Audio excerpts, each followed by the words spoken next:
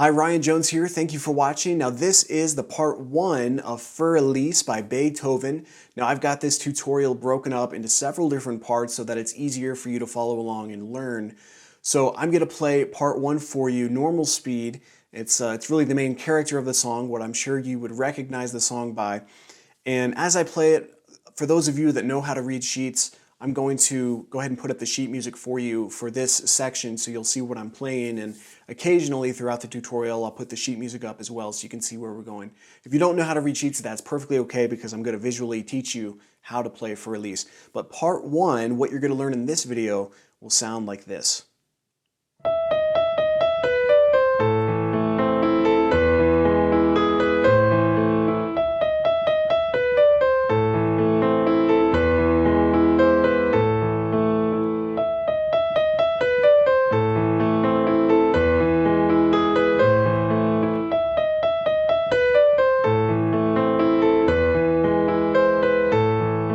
Alright, so that is part 1, and that's all we're going to focus on for this lesson. So master this, what I just played, and I'm going to teach it to you. And once you've got it mastered, then you can go ahead and go on to part 2.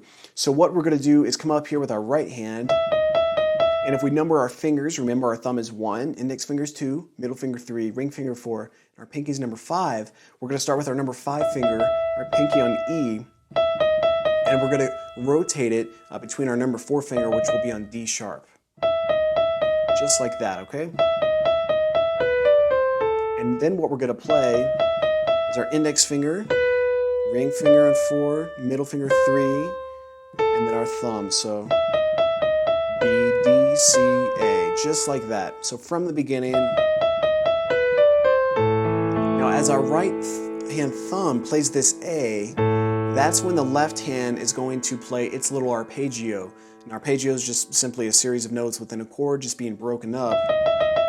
And it's going to play A, E, and A. So as our right hand thumb plays this A, that's the same time when the left hand pinky starts its low A there. And then it just will play out E and A. Just like that. So that's the first part. So practice that a few times. If you have to slow it down, it's okay. Once you feel more confident, you can speed it up a little bit. Just like that, all right? So the next part, the right hand is going to play this. C, E, A, B. So you can see the fingering here that I'm using. 1, 2, 4, 5. So C, E, A, B. Now as we play B, that's when the left hand is going to come down and play this E with our pinky. Thumb on this E an octave higher. Index finger will cross over and play this G sharp. Just like that. So from the beginning.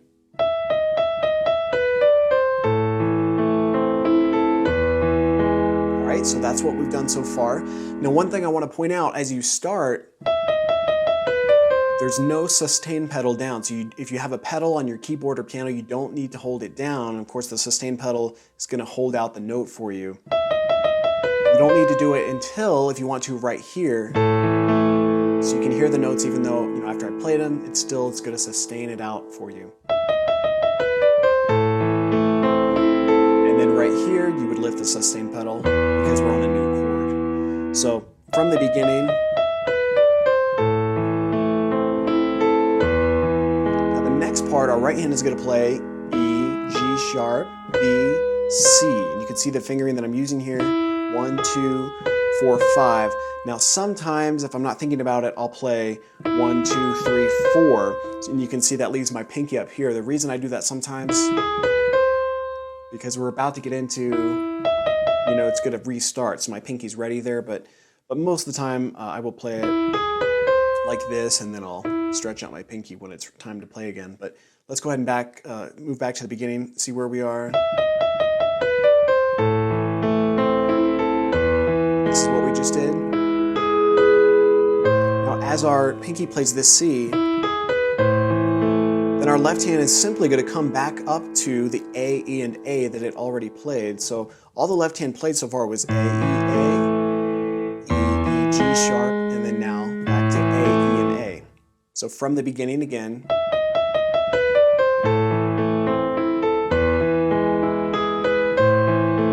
That's where we left off. And right before we start that again, whoops. There we go.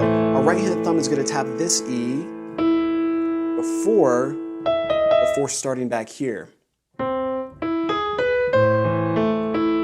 Just like that. Okay, so from the very beginning of the song,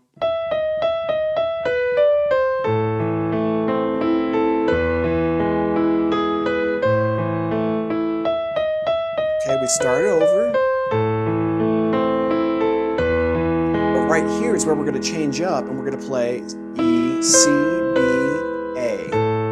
And as we hit the A, again, the left hand will still play A, E, and A. All right, so that first time, that's what the right hand played. But the second time through, we'll just play just like that, okay? And then the left hand is still going to be doing the same thing. So just the right hand, let's look at this from the beginning.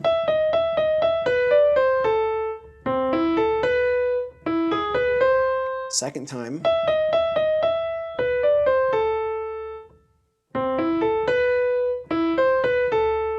Okay, and there was one note I left out there. This E, because we play this E quickly before we start over.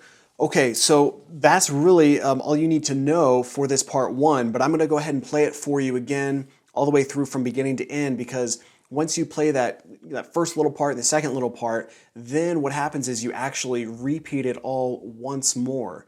So that's the good news. It makes it a little bit easier. The second half is simply, it's just a repeat of what you already have done. So I'll put up the sheet music for those of you now that know how to read sheets. And you'll see the repeat bar. We'll go back to the beginning and play it all the way through again.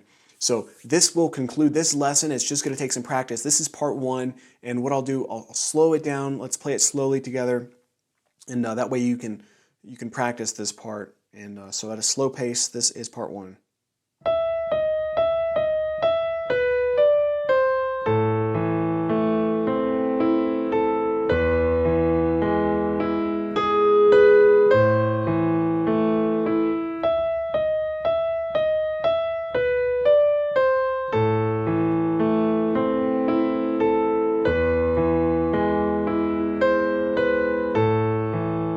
Repeat. This is where we repeat.